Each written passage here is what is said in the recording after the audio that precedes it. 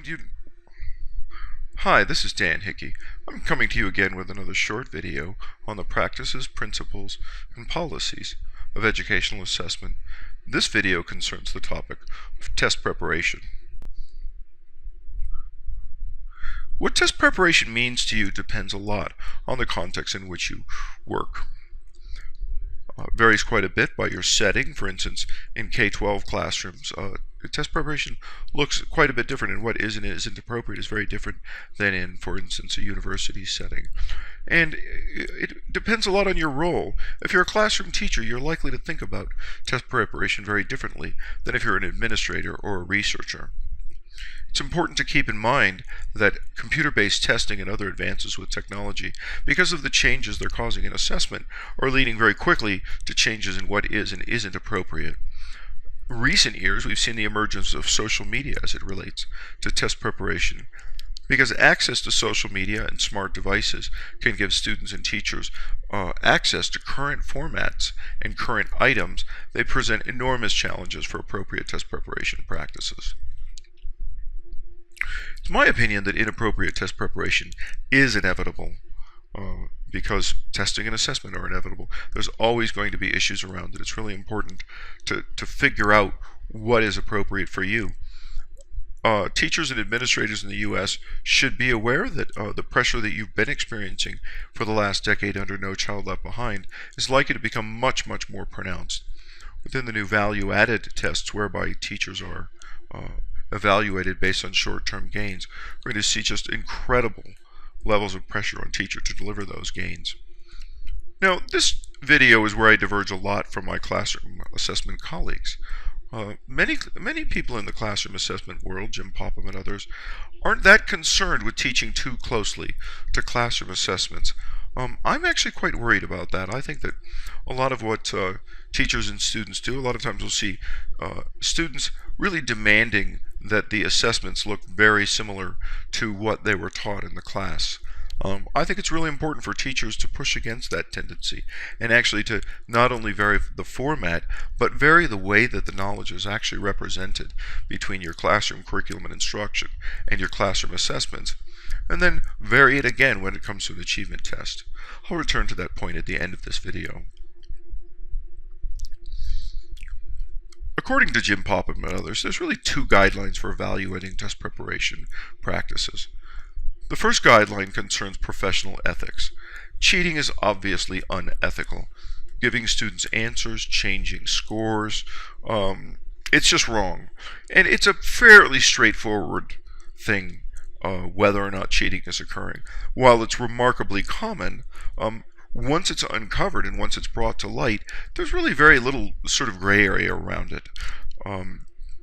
Violating the standards of professional ethics can be incredibly consequential for teachers and for administrators. You may be aware of some of the many scandals whereby teachers facing just unsurmountable pressure to raise test scores have resorted to cheating. The second guideline is a little harder to apply, and that concerns educational defensibility. Now, this gets at a really important issue that I've touched on in some of my other videos. Just because someone's score goes up on a test doesn't mean that they've learned something useful. If you compromise an assessment or a test by training students, for instance, to recognize the correct answer, they actually may end up learning less than if you sort of use that time to teach them towards the curricular aim and then see some sort of gain on an assessment item. This standard, the second standard, really depends a lot on context. What is educationally defensible depends a lot on what you're teaching and what your opinions are. It's really an important thing to learn, to discuss and talk and interact with your peers and your colleagues and parents and administrators to really figure out what is the sort of dividing line between educationally defensible and indefensible test preparation practices. In this regard, test preparation is highly consequential for students. We're seeing this explosion of commercial test preparation, having students spend hours and hours really training themselves to recognize the correct answer on items that used to be on a particular assessment. These are really dubious practices that I think that we should really steer clear from whenever possible. First, let's talk about two test preparation practices that are obviously and clearly inappropriate. The first one's called previous forms preparation. This is where you're using the forms, or in some cases the actual items, from a previous form, the released items, so-called, to prepare students for coming achievement tests. Now, this actually may not be unethical. Many of you may use released items or released forms from the previous test. Your states make them available. It's awfully tempting to use them to prepare students for the coming test. In most cases, though, this is an educationally indefensible practice because you're focusing far too much on a very specific item. And one mistake that many teachers make is not realizing that the new items on which a particular standard are assessed is going to be completely different than the way the item captured that standard, or the actual items that captured that standard in the previous administration. So if you spend a lot of time thinking about the way a standard is represented on a released item, it's very likely that you're not at all representing the way that that information is presented on the current test form. Returning to the point I made earlier, this is becoming incredibly widespread with commercial test preparation programs. These have been marketed extensively. They became widely used under No Child Left Behind as sort of so-called remedial programs that schools were required to use when their students didn't make adequate yearly gains. It's now become widely appreciated that this is almost entirely indefensible, especially when done in large quantities. It just really is not a good thing to do for students to spend a great deal of time learning to recognize the correct answer on items that they're never going to see again. It's just a very bizarre way of representing information to start with. So preparing students that way really doesn't make much sense either. The second form is current form preparation. This is clearly unethical and educationally indefensible. But this is becoming really problematic. We'll see this in the coming years with the advance of new computer-based testing formats. What we're seeing already is that information is circulating on the internet where teachers and students are gaining access to actual guidelines for solving, for instance, computer-based problem-solving items or the actual answers to current format tests. This is really problematic, and again, this is really complicated by these new testing formats. Let's talk about potentially appropriate test preparation practices. Now, these may or may not be appropriate depending on how they're used and the context in which you're used. Again, my goal for this video is for you to learn how to discuss this with your colleagues and think deeply about your own assessment practices so that you can both maximize scores on both classroom assessments and achievement tests, but do so with confidence that you're leading to generally useful knowledge that generalizes beyond the particular assessment or test. Let's get to the heart of this issue. Here are 3 potentially appropriate test preparation practices. Now I say potentially appropriate because, as I've reiterated, these may be more appropriate in some settings. Perhaps most importantly, the appropriateness of these practices actually depends a lot on your view of what it means to learn and to be knowledgeable. Generally speaking, if you embrace a more associationist view of learning and are engaging really more in direct instruction and expository practices where you're exposing students to very specific associations from the domain, then generally speaking, these practices are going to be more appropriate. If you are embracing more of a constructivist perspective, your students are doing more sort of inquiry-oriented and problem-solving instruction, you should be a lot more careful if you want your test preparation practices to be valid. If you're like me and you embrace really a more sort of socio-cultural approach and you're really primarily interested in more interactive and social forms of learning, you're going to be pretty skeptical about all of these. Let me show you what I mean. So the first of these 3 practices is generalized test preparation. You're probably familiar with this. It's where you introduce students to item formats, have them practice things like what are appropriate strategies when you're guessing, time management, and familiarizing your students with item formats that they may not be familiar with.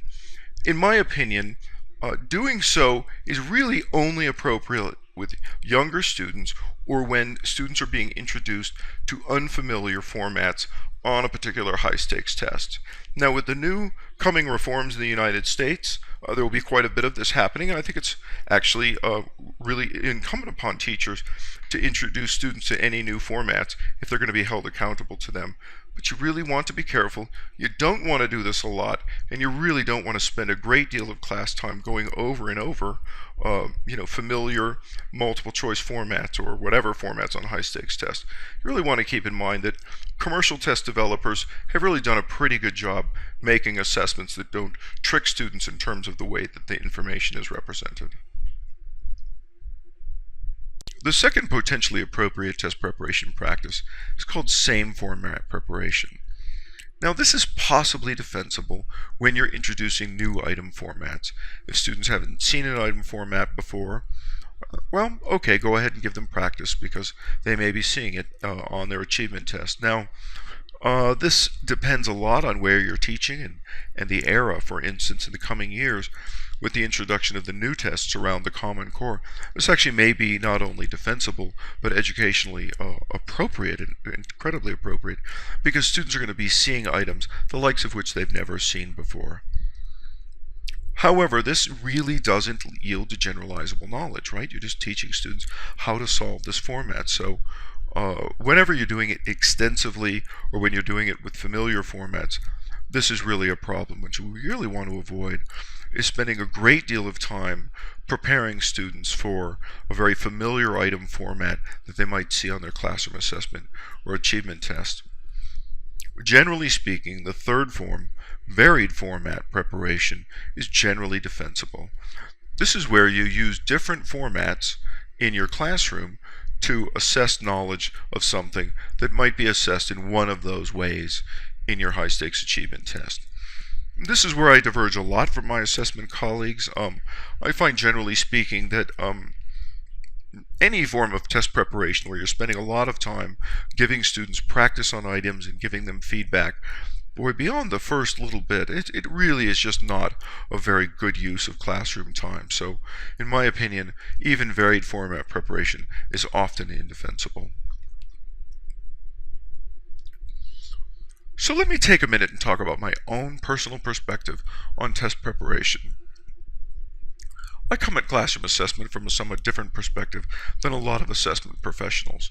I really think it's important for classroom interaction to take place and for students to learn to so-called sort of walk the walk and talk the talk, to learn to engage in the practices of the discipline. And that is not stuff that's represented even on very good classroom assessments. So it's my opinion that we really need to work to protect instruction from tests and classroom assessments. If you think about it, even good classroom assessments present static and decontextualized knowledge. Now, in some domains, for instance, such as mathematics, the information on a classroom assessment is pretty close to the curricular format, but in other domains it can be remarkably different. You really want students to be contextualizing their knowledge and putting it in their own terms and learning to discuss it and think critically. These are all things that are extremely difficult to do on a classroom assessment. Generally speaking, I think that you should vary both the format and the representation of knowledge from your classroom instruction to your classroom assessments and then to your achievement tests. For about the last decade, I've been studying ways of aligning learning and feedback across different kinds of educational outcomes. I think in terms of, first, informal interpretation of participation. So the most important thing to me is, are students interacting with each other using the disciplinary knowledge of a particular assignment? Are they using the terms appropriately? Are they making sense of those terms? Are they discussing them in meaningful ways? Are they contextualizing them? And you can do that really informally in an online class. You can look and see, are they talking about the topic of the assignment? In a face-to-face class, you can ask yourself, how much of this interaction is concerning the stuff that we want students to learn? Then I use classroom assessments to assess whether or not that interaction leaves behind the kind of knowledge that I want students to take away from those interactions. Are they able to transform that knowledge and use it to solve paper and pencil problems, even multiple choice items? Then finally, I use achievement tests to bracket that entire so-called instruction assessment ecosystem. So for example, in my own assessment class, I really treat the classroom assessments primarily as an evaluation of my success as an instructor and a course designer. I give students points for taking those exams and I want them to take them seriously, but what I really care about is their interaction within the class. Finally, a lot of my research is concerned portfolio assessment. My biggest piece of advice is that teachers should assess artifacts very, very prudently. What I mean is, you can use rubrics, but it's really hard to use a rubric to determine whether or not a student actually knows something. You really can tell what they did. In my opinion, it's much better to ask students to reflect on a portfolio assessment for evidence that they've understood or that they engaged, and then bracket that portfolio or some other student-generated artifact with a more conventional classroom assessment to determine whether or not they actually have taken away the knowledge that you want them to take away. That's all for now on the topic of test preparation. I want to strongly encourage you to think really deeply about these ideas in the context of your own assessment practices, and I want you to be really careful to not compromise assessments or tests by spending too much time directly teaching to them. Thank you very much.